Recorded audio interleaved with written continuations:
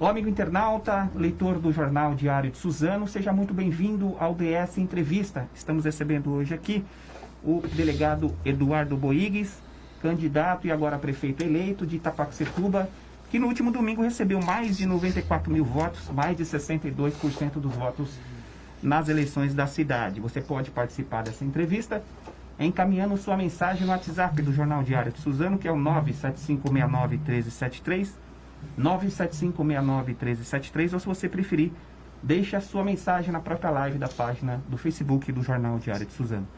Lembrando que essa entrevista está sendo ao vivo, mas você pode acompanhar também no canal do YouTube do Jornal Diário de Suzano e no portal www.diariodesuzano.com.br. Dr. Eduardo Boigues, né? Eduardo Boigues, obrigado pela sua presença aqui. Eu que agradeço, Edgar. E agora, prefeito eleito, né? Eu queria que inicialmente só desse uma saudação, principalmente para o internauta de Itaquaquecetuba. Tá joia. Queria dar uma boa tarde a todos os internautas, pedir licença para ficar um pouco sem máscara, estou bem distante de você aqui. Vou tirar a minha também. Tá joia, quase 2 metros de distância. Pessoal, queria muito agradecer toda essa votação maravilhosa. Você também é uma testemunha desse nosso trabalho incansável de anos. O DS sempre foi um nosso parceiro, desde a época de delegado em 2006, quando nós chegamos em Itaquaquecetuba, Edgar, quando nós realizamos um ótimo, excelente trabalho em frente a homicídios lá de Itaquá, com uma redução extraordinária de mais de 80% dos casos de homicídios, assassinatos na cidade. Depois nós fomos para o Garra, vocês acompanharam também todo esse trabalho. E concomitante a isso, o trabalho que a gente realizou dentro da política de Itaquaquecetuba todos esses anos, que veio ter um fechamento muito bacana, com mais de 94 mil votos, mais de 62% dos votos válidos. Eu só tenho que agradecer a nossa Itaquaquecetuba por essa confiança. E quando a gente leva esperança, como as pessoas estão agora esperançosas com essa nova gestão, a gente traz responsabilidades e nós estamos preparados para ela. Doutor, a gente vai falar um pouco sobre as suas propostas, os caminhos que Itaquaquecetuba vai tomar agora na sua gestão. Mas antes eu queria perguntar aí qual foi o sentimento dessa vitória, né? Eu até estava sem voz, a gente estava conversando antes de começar. Qual foi o sentimento dessa vitória, né?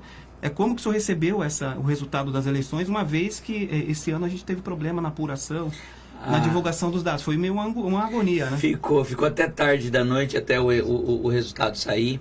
Demorou muito essa atualização do site do TRE, e isso acabou deixando mais ansiosos ainda. Mas na conferência dos boletins de urna, Edgar, e como todas as pesquisas que a gente já vinha realizando, a gente tinha uma grande convicção, uma grande esperança que daria tudo certo. Lógico, tem que confirmar, né, para a gente poder soltar aquele grito de vitória. Foi isso que nós recebemos de maneira humilde e concretizou todo esse trabalho feito. A equipe está de parabéns. O Eduardo sozinho não fez absolutamente nada.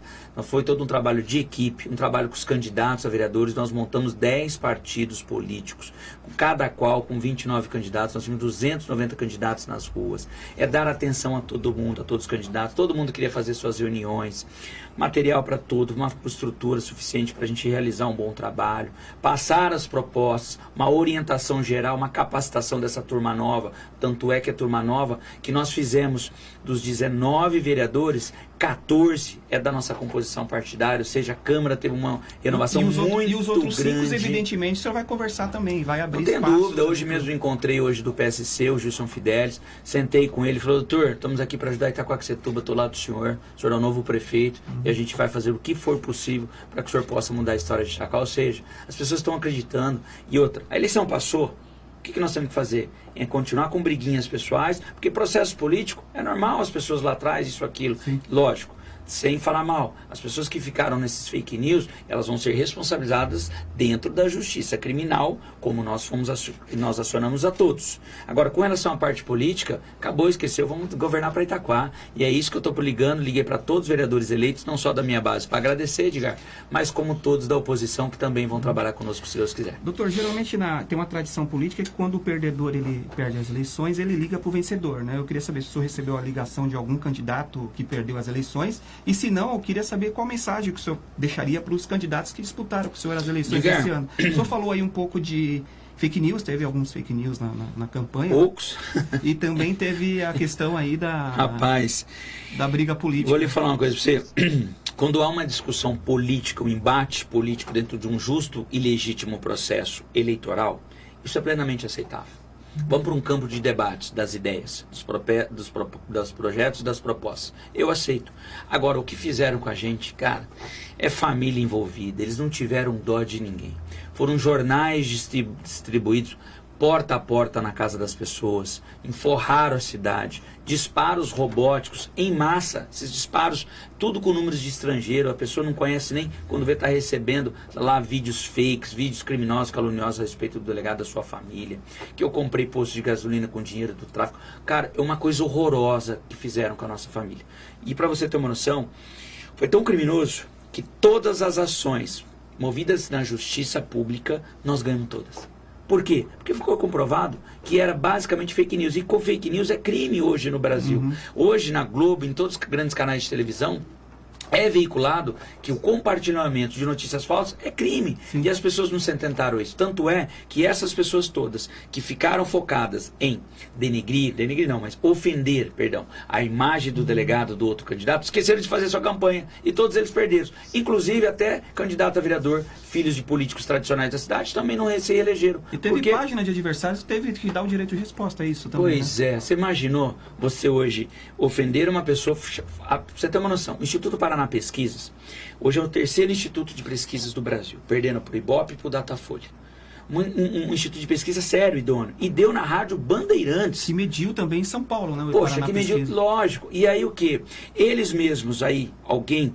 por parte, provavelmente da parte contrária, para provocar uma ação judicial e retirar a pesquisa do ar, o que eles fizeram? Montaram um termo lá de parte de votos válidos, que a pesquisa não falou de votos válidos, falou de pesquisa de votos totais, que nós tínhamos realmente 47. E aí fizeram, através de números, provocar a justiça, enganar a justiça, dizendo que eu tinha publicado. E eu não publiquei nada. Tanto é que nós ganhamos direito de resposta na página de todos os candidatos, inclusive hoje saiu da última. Mesmo acabou o processo eleitoral, mas o juiz nos concedeu. Por quê? Porque foi falso essa informação. Imagina eu entrar na página da pessoa e falar, olha, nós estamos aqui por determinação da justiça, porque essa pessoa que você segue aqui em cima, ela mentiu para você. É muito feio. Então, mas isso já passou. O problema na justiça, eles vão resolver com a justiça eleitoral. E eu falo para você hoje, nós vamos governar para a cidade. Eu não recebi nenhuma ligação de nenhum candidato opositor. Coisas que em 2016, por mais um embate político que eu tive com o Dr. Mamoro lá atrás, que era meu maior adversário, que eu foquei no embate político dentro do campo das ideias, criticando a atual gestão dele, que na época já não tinha feito nada em 4 anos, e que aí ele faria menos ainda nos próximos 4, que isso que eu foquei. Eu nunca falei da família dele.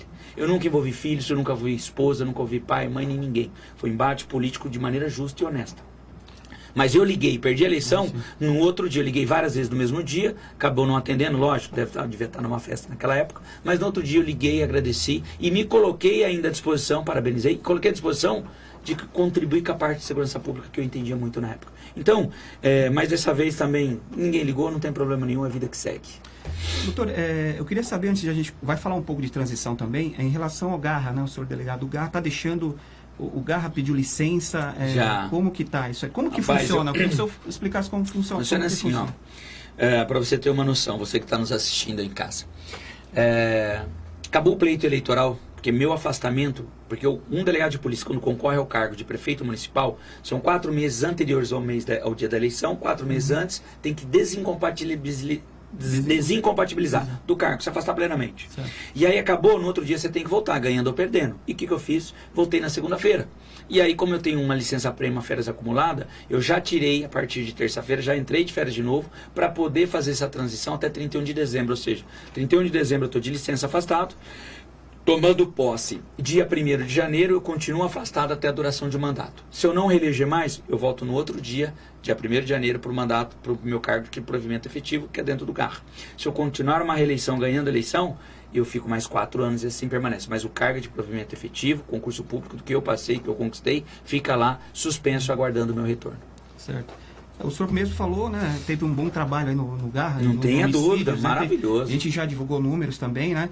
E junto com a equipe, né? Que sem equipe a gente não é nada. Muitas pessoas perguntam, o doutor Eduardo Boigues vai levar o delegado para a prefeitura também? Ou vai separar o delegado do prefeito? Como que vai ser isso aí? Vai um pouquinho comigo, cara. Vou ser sincero para vocês. Onde tem um sistema muito enraizado de corrupção, a gente tem que ter um braço forte. E eu fui justamente eleito pelo povo de Itaquaquecetuba, mais ainda, além de cuidar de toda a parte de saúde, educação, segurança pública e tudo, é para fazer uma limpeza dentro da prefeitura, cara. E a gente vai ter que ter um braço forte, e o meu cargo dá essa sustentabilidade para que eu possa desenvolver esse trabalho com mais afinco, com mais presteza. Então não tenha dúvida que um pouco do Eduardo Delegado vai estar presente, principalmente nessa parte de combate à corrupção que hoje tanto Itaquaquecetuba sofre. Sim. E o povo acaba ficando sem um dinheiro público que é destinado a eles. O senhor já montou a equipe de transição e teve reunião hoje com Na verdade, o prefeito Mamoro ou não? Isso, nós fizemos hoje um primeiro contato só. Certo.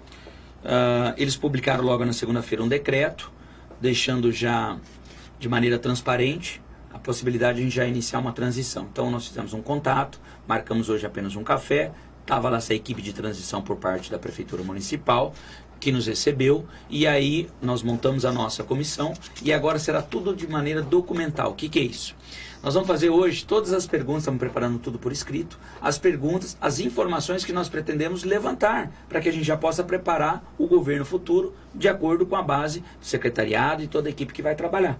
Então hoje a gente começa, já está sendo preparado lá, nós estamos em reunião até agora, fazendo todo o levantamento do que, das informações que nós vamos precisar, para a partir de segunda-feira, essa equipe técnica, começar a ir todos os dias na prefeitura, e aí com base nessas informações já adiantadas por eles, a gente começar a transição. Agora, a equipe de transição, uma boa parte vai fazer parte do seu secretariado? Não tenha dúvida, claro. Nomes técnicos o senhor pretende chamar para fazer parte? Toda secretaria tem secretário, o titular da pasta e seu adjunto, né, que é o secretário executivo. Dentro do comando desse primeiro escalão, vamos assim chamar, vai ter sempre uma pessoa técnica, não tenha dúvida, eu não abro mão disso. Tem que ter uma pessoa que entenda da atividade, que entenda daquela secretaria, da natureza intrínseca pela qual ela foi feita, para que a população tenha uma prestação de serviço de qualidade, Edgar. Senão eu vou colocar um engenheiro para cuidar da saúde, o que vai acontecer?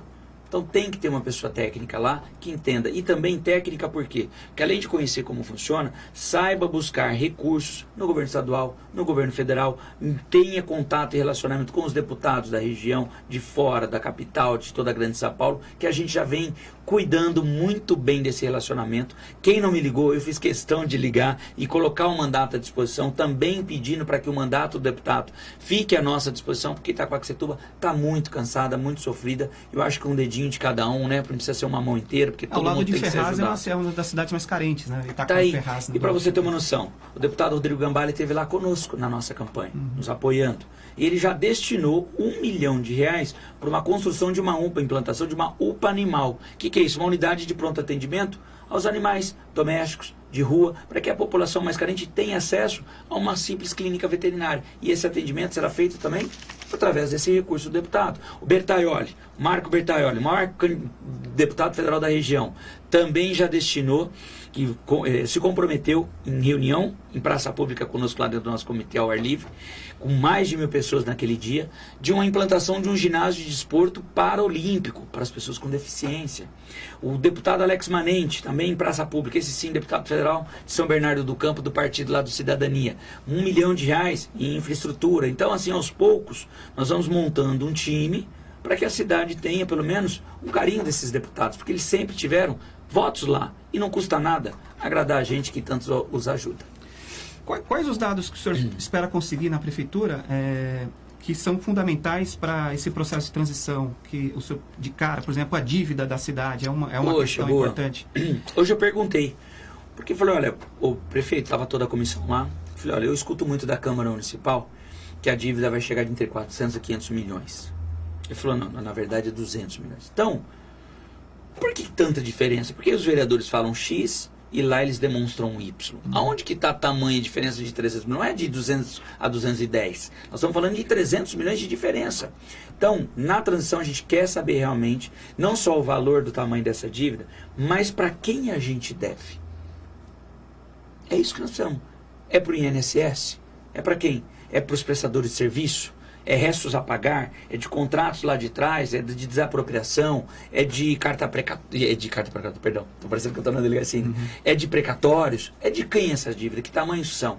Então a gente quer ter tudo isso na mão. Nós vamos pedir informações também dos contratos de aluguéis de todos os prédios públicos que a prefeitura aluga e paga por outras prestações de serviço, como o Bom Prato, como o Poupa Tempo, como as secretarias de Educação, Cultura, como o Planejamento, que está um prédio ao lado em outros anexos, a Secretaria de Saúde também, o Centro de Saúde que está na MMDC, que é um prédio todinho, que deve ser um valor absurdo e a gente não tem conhecimento. Então eu quero ter todas essas informações para que a gente possa implantar as nossas propostas que nós fizemos lá atrás. Porque o povo vai cobrar isso. Eduardo, você falava de tanto isso aqui no combate e tal coisa, cadê a sua resposta? Então é isso que a gente quer fazer, só com transparência. Uma auditoria, provavelmente, nos contratos. Sim, isso é fundamental. Fundamental. Tive hoje um almoço importante com uma pessoa que vai ser nosso secretário.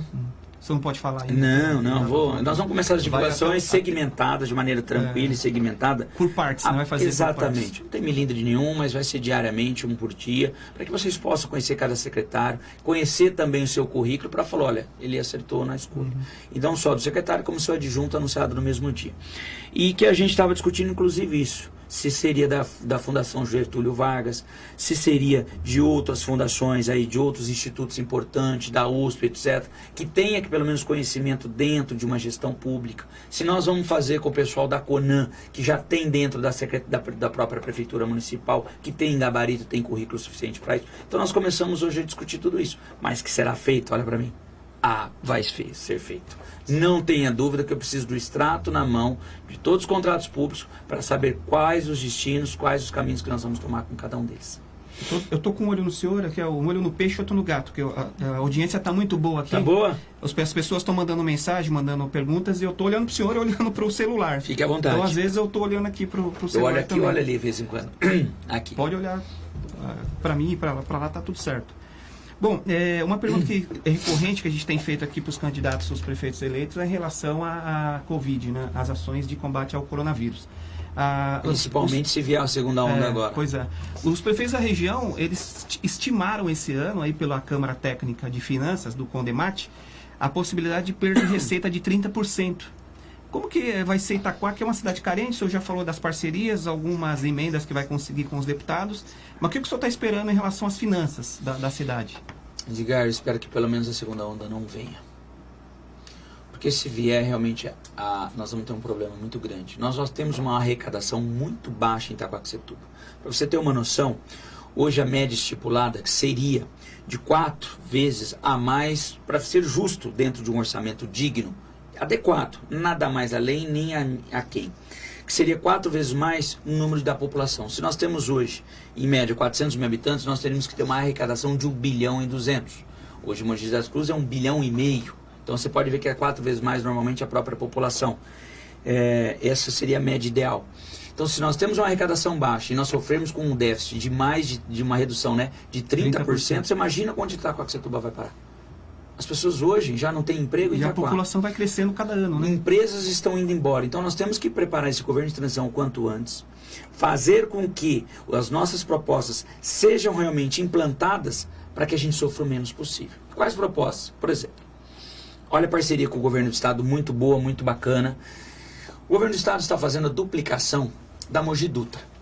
Na saída do Joseli, para quem vem da Dutra, sentido Mogi das Cruzes, antes de chegar na Ayrton Senna, está sendo feita toda aquela duplicação, então onde está sendo implantado um outlet. Esse outlet, na saída do Jardim Joseli, que é de Itaquaquecetuba, na divisa com Arujá, e também entre Mogi das Cruzes, vai gerar mais de 1.000 empregos.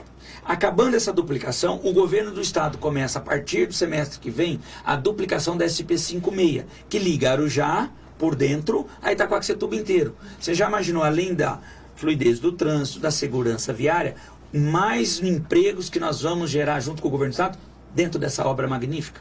E o outro vai ficar muito bom em Itaquaquecetuba por causa do trânsito, dessa segurança viária. Então, a gente quer investir nisso. Começamos a contato ontem novamente, retomamos um contato com o secretário de Estado de Transporte Público, ou de transporte, perdão. secretário de Transporte Estadual, José Otaviano, para que a gente restabeleça o projeto enviado ao governo do estado para a saída direto a Ayrton Senna sentido a capital. Porque Itaquaquecetuba hoje só tem uma única entrada e saída para quem vem da capital. E o senhor tinha falado na campanha, né? Na campanha. Então, e agora já colocou. A própria equipe ontem me ligou do secretário, falou, Eduardo, já está prefeito eleito, vamos retomar o projeto, vamos, ou seja, então tem tudo para dar certo. Nós vamos gerar mais emprego. Emprego é renda. E aí, com essa renda, a gente traz qualidade de vida, traz tranquilidade para aquelas famílias que precisam tanto. E a gente vai sofrer um pouco menos, então, nessa pandemia. É através dessa geração de emprego, dessa engenharia financeira, segurando os gastos públicos, para que a gente possa continuar investindo na cidade e ela sofra menos. É isso que eu quero. Redução de secretarias, o senhor pretende estudar isso? Olha, redução de cargos, comissionados? Não tenha dúvida, né? A gente tem que fazer uma engenharia financeira e uma coisa ou outra vai ter que entrar, não tem outro jeito. Nós temos que ter, porque assim, como nos contratos de aluguéis de prédios públicos, tenho certeza que hoje, dentro da empresa do DS, houve um corte de funcionários, houve redução de algumas questões salariais, de pessoas que ganhavam bem. Todo mundo cortou na própria carne para poder ajudar o empregador, para poder ajudar o nosso país, a nossa cidade, o nosso estado.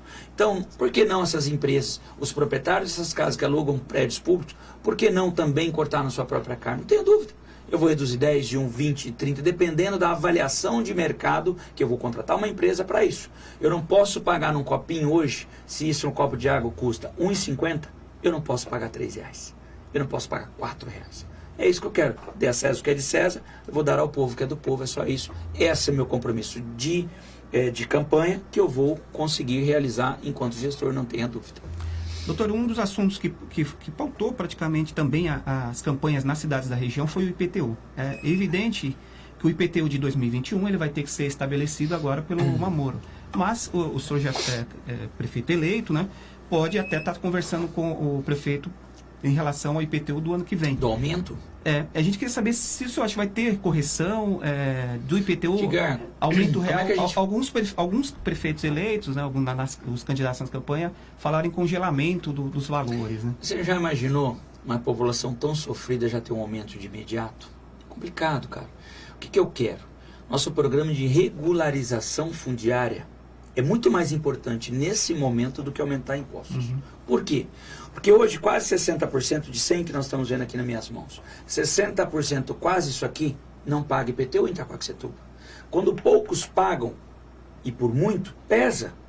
Então você imaginou, 40% ainda aumentar para pagar por todos. Não, o que a gente quer? Regularizar o quanto antes esses imóveis, as casas, os terrenos, os apartamentos, para que aí sim, regularizado, entregue documento. Hoje, uma escritura pública para cada pai e mãe de família, aí eu tenho o direito de exigir o quê? A sua taxinha, que é um imposto nacional, né? Implantado nacionalmente, eu digo, para todos, é municipal, mas para todo o território brasileiro, para que aí sim, todo mundo pagando, eu consigo aumentar a arrecadação sem aumentar valor de taxa nenhuma. É só que todo mundo contribui um pouquinho, que a gente aumenta a arrecadação e reverte em benefício. Esse é o nosso projeto, essa é a nossa proposta.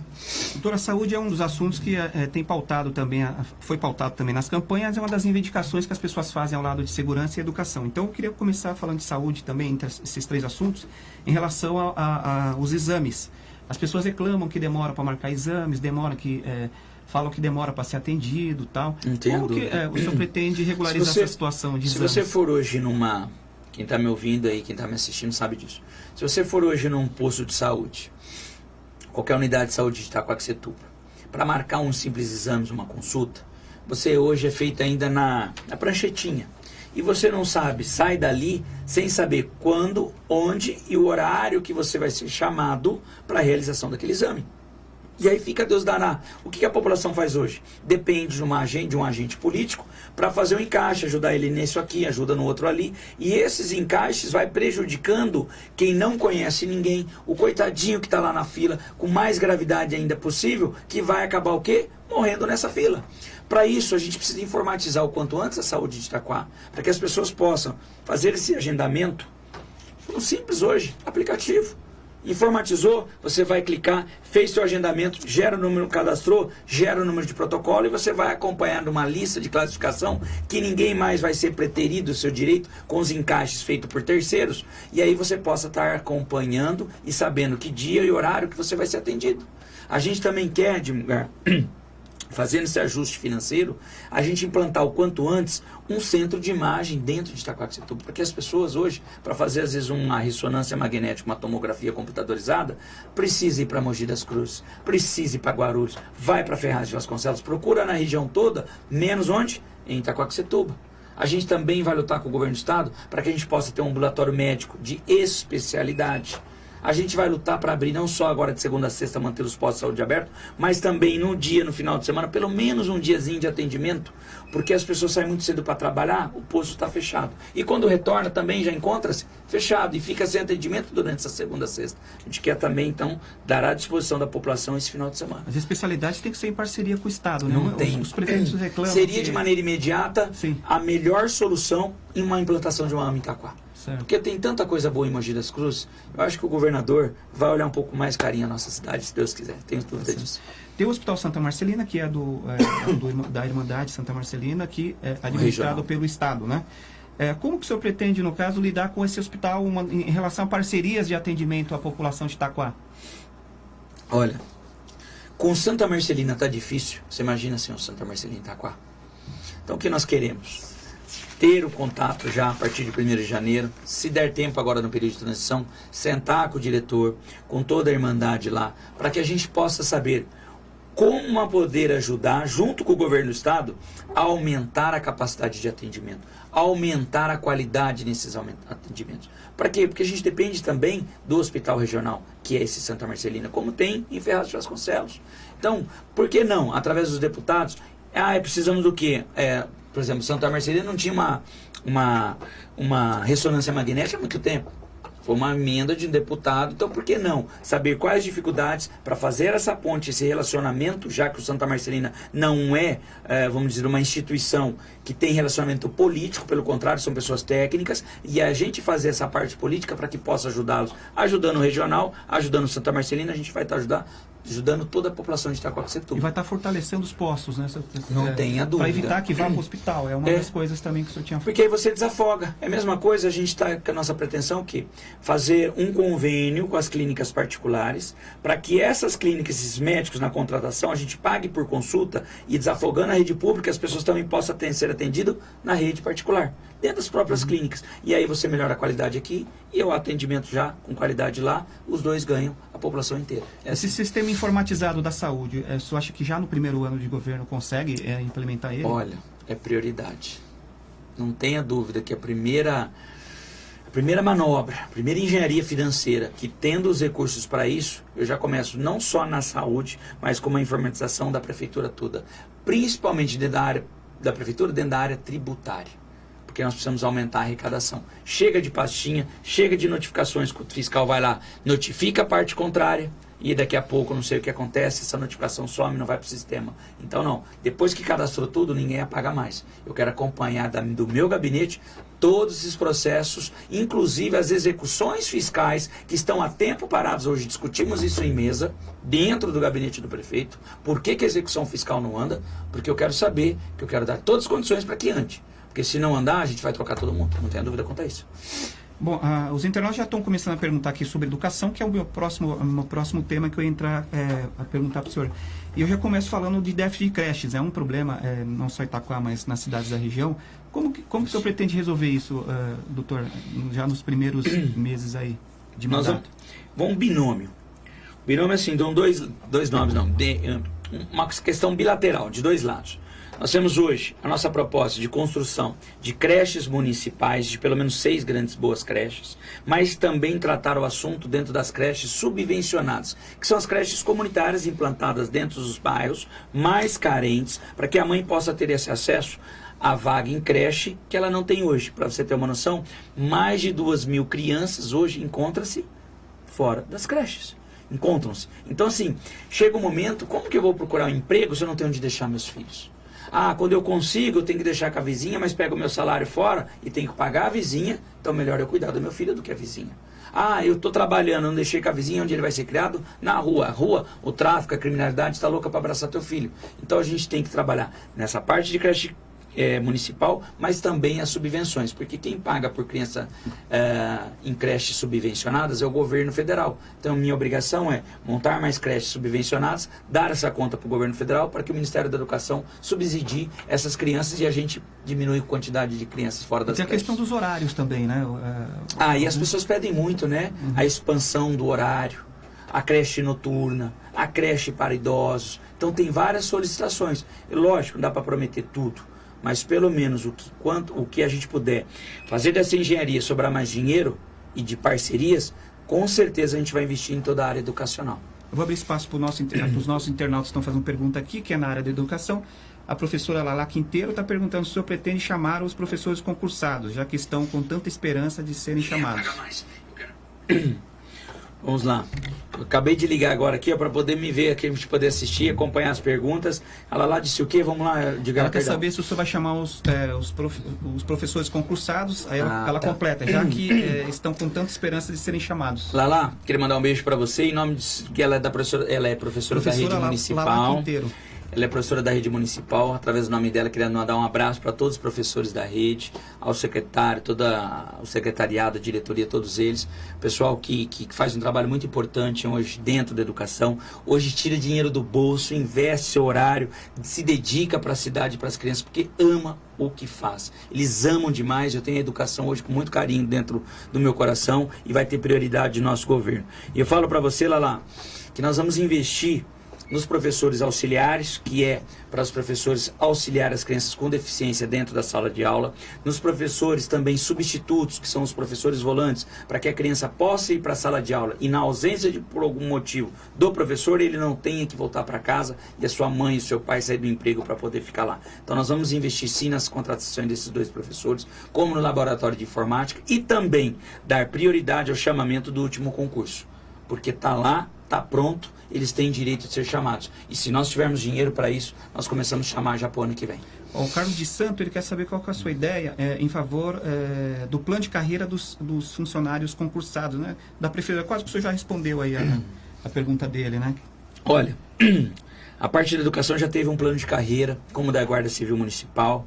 Tem coisas que podem ou não ser revistas, que devem ser revistas. Agora, tem segmentos de outro funcionalismo, de outra parte do funcionalismo, que ainda não tem plano de carreira. E a gente pretende o quê? Dentro de uma reforma administrativa para o ano que vem, porque nós precisamos ainda tratar da questão do nível universitário. Eu não sei se termina de passar na Câmara até o final do mandato, porque passou em primeiro turno agora para os concursados, mas os comissionados ficaram sem. Então tem muita coisa que se discutir. Isso nós vamos se discutir, dependendo do que não acertarem esse ano, para o ano que vem, uma reforma administrativa de maneira urgente, mas também consciente, porque o Eduardo não quer sair processado por uma improbidade administrativa, porque o Tribunal de Justiça deu um acórdão agora, dizendo que era tudo inconstitucional. Como que de repente volta a pagar tudo? Então a gente precisa saber aonde está pisando. Vamos montar uma bancada jurídica com a participação dos procuradores municipais, com o judiciário, se possível, para que a gente possa fazer a consulta à Câmara de Direito Público que baixou e que despediu esse acórdão,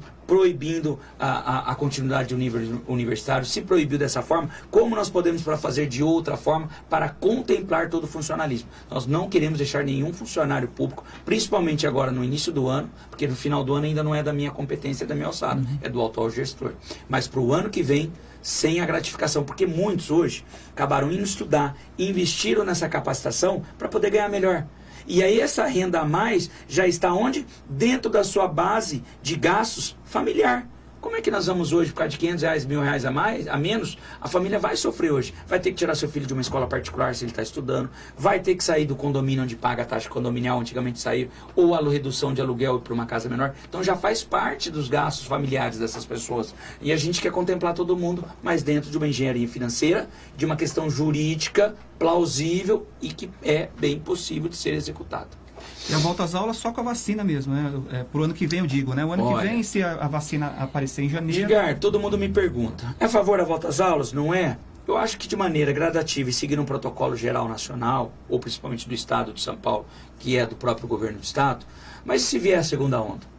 O que adianta a gente falar de uma volta às aulas agora, de maneira gradativa, ou dia sim, dia não, com turmas diferentes, sendo que a gente não sabe o que vai acontecer daqui para o final do ano, início do ano que vem.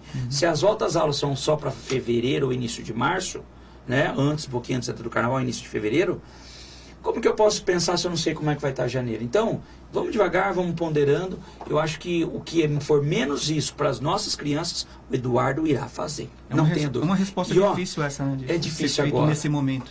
Porque a todo momento eu recebo mensagem, olha, Santa Casa de Santos já estão com os leitos lotados novamente. Eu não sei se é fake news, se é verdade dos fatos. Então a gente tem que tomar muito cuidado. O que for melhor para as crianças e para o corpo docente, porque tem muitos professores com idade avançada. Para que eu vou colocar todo mundo em risco? Agora, também eu tenho que pensar de uma outra forma, de um ensino à distância com qualidade. E a compra dos equipamentos? Será que dá para fazer, diante dessa engenharia financeira, a compra de computadores, de um tablet para as crianças, para poderem elas estudar em casa? De que maneira nós poderíamos fazer? Então, tem tudo para acontecer, eu prefiro ir devagarinho um pouco mais. Agora, pensou que nós vamos encontrar dentro da prefeitura? Porque o que eu vi hoje, só do prédio público, é de desanimar. Um prédio mofado, velho, sujo, caindo aos pedaços. Eu fiquei hoje indignado pelo prédio público. O maior centro hoje administrativo e de serviço público, onde é? Uma prefeitura de uma cidade. Como é que quando eu olhei lá, uma reforma lá, teve um funcionário que levantou para me cumprimentar.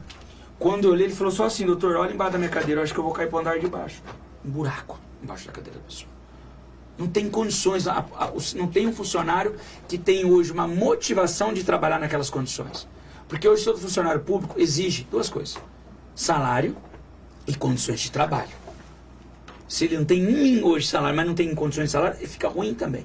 Então a gente quer trabalhar essa questão, você entendeu? E se Deus quiser, eu sei que vou dar as dificuldades, mas a gente vai se empenhar muito, Edgar. Tenha certeza disso, e é para isso que a gente foi eleito. Tem algumas pessoas perguntando de emprego, né? Mas eu queria, antes de falar de emprego, eu queria perguntar para o senhor qual que é a sua solução para um dos problemas que aflige Itaquaquecetuba, que é a questão das enchentes. Lá na Vila Maria Augusta, por exemplo, lá perto do Rio Tietê, quando chove, alaga boa parte das ruas lá do bairro, né?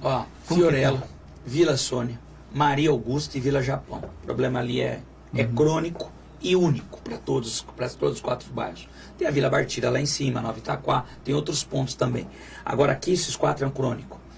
Para você ter uma noção... Então perto do Tietê, né? Ali não tem... A margem ribeirinha dos rios. O que a gente pretende? Fazer o desassoreamento do rio, para desassorear todo o rio. O que é o desassoreamento, você que está nos assistindo e que às vezes pode não entender? Aqui está a calha do Rio Tietê. Como o Rio Tietê é muito poluído, a sujeira vai sedimentando esse fundo e vai diminuindo a capacidade reservatória da quantidade dessa água armazenada. Quando vem as águas pluviais, que são das chuvas, acontece o quê? O transbordamento.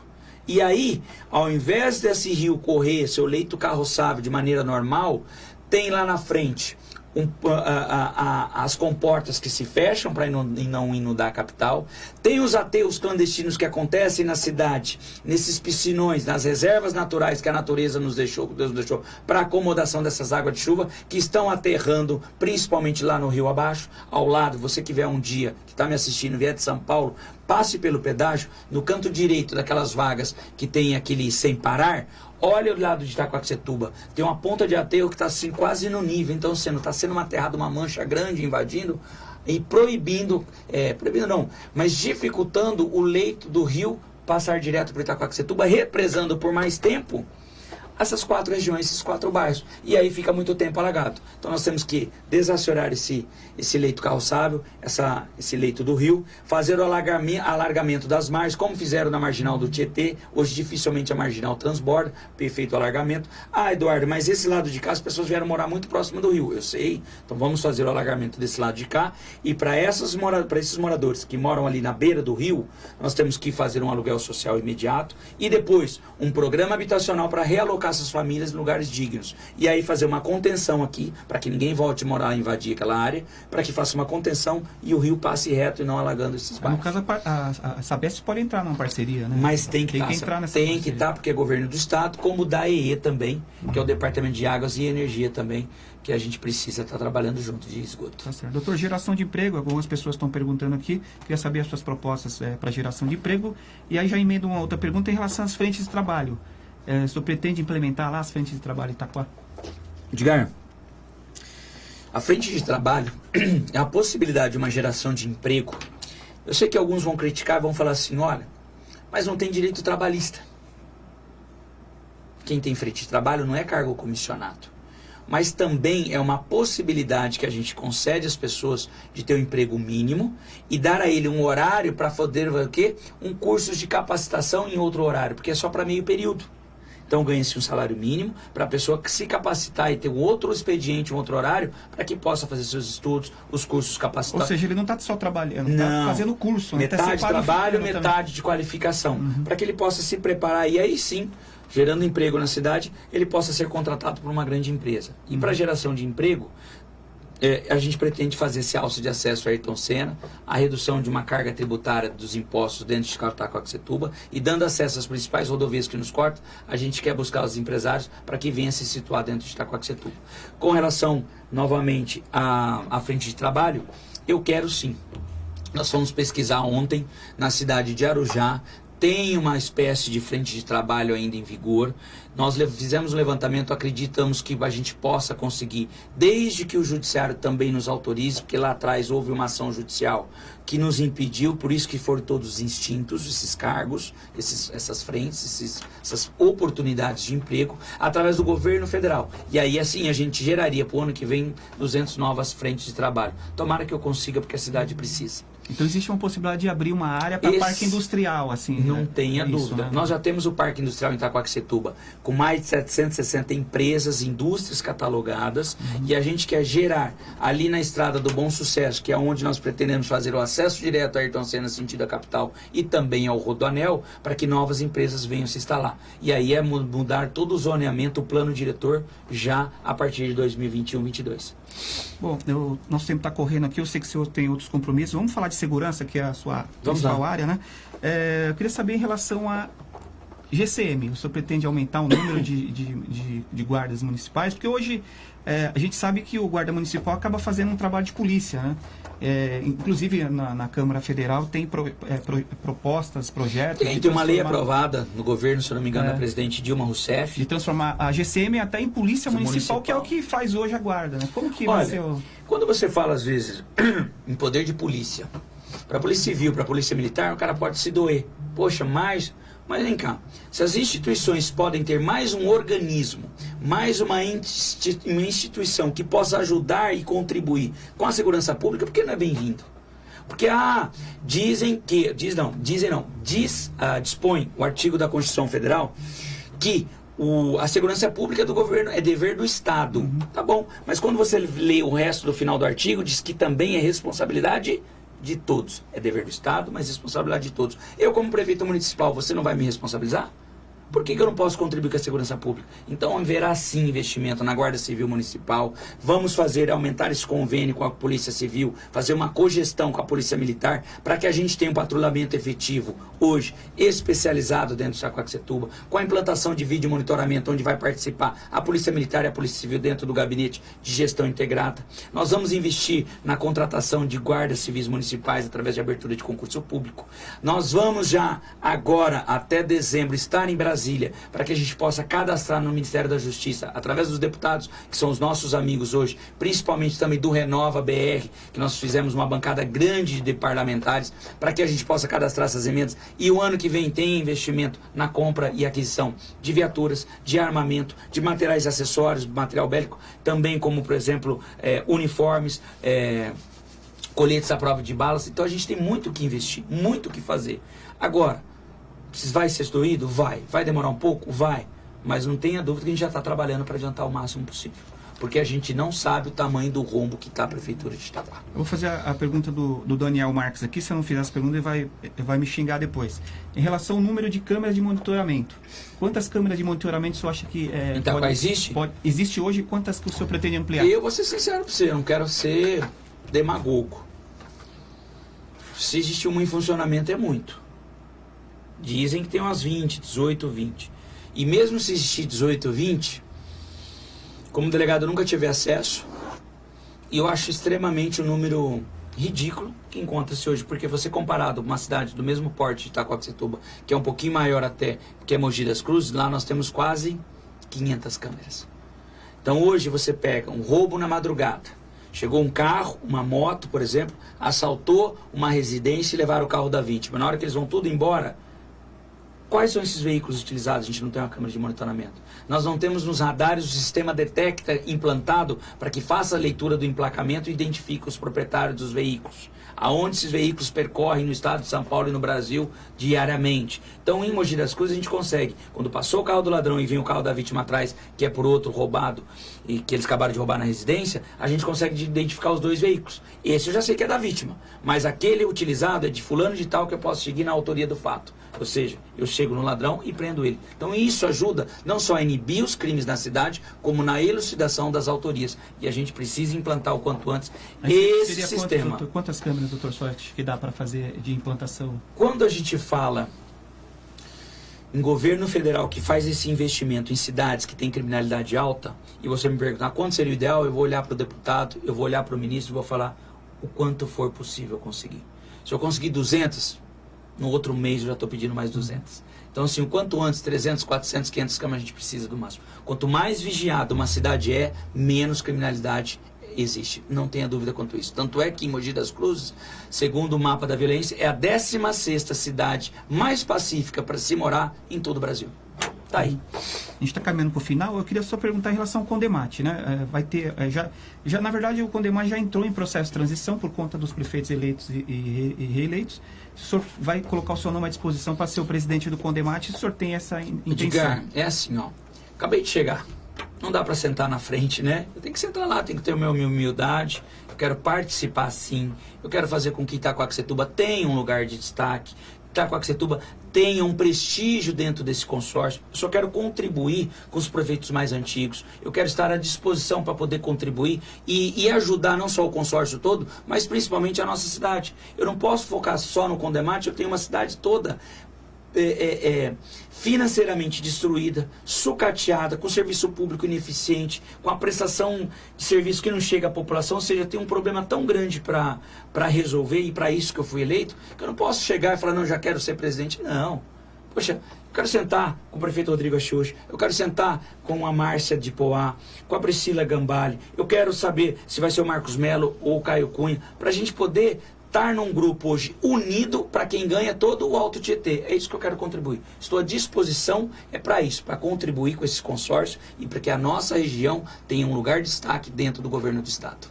Doutor, eu queria agradecer a sua presença aqui, ter aceitado o convite e para encerrar, eu queria que o senhor deixasse uma mensagem final para a gente encerrar essa entrevista, agradecendo mais uma vez e desejando boa sorte aí na sua administração em Itaquaquecetuba. Edgar, eu que agradeço toda a equipe do Diário de Suzano, o DS, pela oportunidade de mais uma vez estar aqui falando com vocês e dizer aos meus eleitores, a nossa cidade de Itaquaquecetuba, não só os eleitores, porque eu vou governar, nós vamos, não só para quem, para os 94.604 pessoas que votaram no Eduardo, é para toda a cidade. Você que está no lado da oposição, você que ficou hoje, que acreditou num outro candidato que não deu certo, venha contribuir com a nossa gestão. Nós vamos hoje trabalhar de uma maneira una, chega de perseguições políticas, chega de provocações, agora é a vez de Itaquaquecetuba, não foi o Eduardo que ganhou. Nós precisamos de uma grande união, principalmente com os vereadores eleitos, e eu parabenizo a todos, os que estão saindo também, que possam contribuir com a nossa cidade, com uma nova era, com uma nova gestão. E tenha no Eduardo um cara trabalhador, um cara que vai te honrar e te representar sempre, principalmente você, pai e mãe de família, para quem eu vou muito trabalhar. Os direitos serão para nós, os deveres para quem não presta. Não tenha dúvida contra isso. Tá bom, gente? Obrigado a todos, que Deus abençoe. E fica aqui mais uma vez, não canso de agradecer, Edgar, esses 94.604 eleitores que depositaram essa confiança na gente. Obrigado a toda a cidade. Obrigado mais uma vez, doutor Eduardo Boigues. Queria agradecer você, amigo internauta, pela boa audiência que tivemos aqui no programa. Teve muitas perguntas, não conseguimos fazer por causa do tempo. O prefeito eleito tem outros compromissos. Queria agradecer, tem a assessoria dele que está acompanhando. Muito obrigado pela sua audiência e até a próxima entrevista. Um abraço a todos.